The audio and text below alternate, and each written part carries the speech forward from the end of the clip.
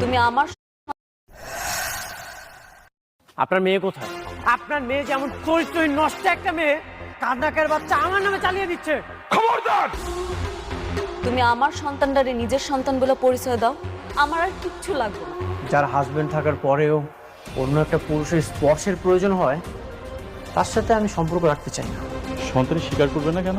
আপনি যদি 100% নিশ্চিত থাকেন, মামলা করেন। মেঘলা ডিভোর্স দেওয়ার জন্য রাজি হয়ে গেছে। আঙ্কেল আন্টি আপনারা তো খেলা জমিয়ে দিয়েছেন একদম।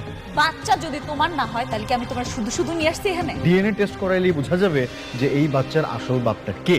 থ্যাংক ইউ স্যার, এত সুন্দর একটা উপায় বের করে দেওয়ার জন্য। আশা করি আমি এই সকল ঝামেলা থেকে মুক্ত হতে পারবো।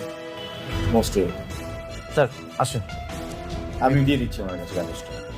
আমি বাইরে দাঁড়াচ্ছি।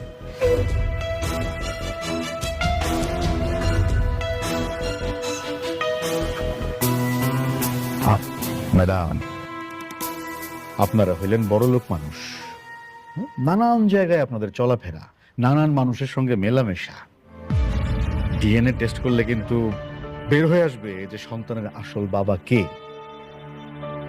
হ, আমি ওইটাই চাই। খুব ভালো, কিন্তু ধরেন টেস্টের রেজাল্টে আসলো যে অনিক সাহেব সন্তানের বাবা না, তখন কি হবে? হ্যাঁ, তখন কিন্তু আপনি ফাঁসে যাবেন, আপনার মান সম্মান সব ধুলাই মিশে যাবে, আম ছালা দুইটাই যাবে। তখন প্রশ্নই আসে না, বুঝেন না আপনি? প্রশ্নই উঠেন। আমি খুব ভালো কইরাই জানি এই সন্তানের বাবা অনেক।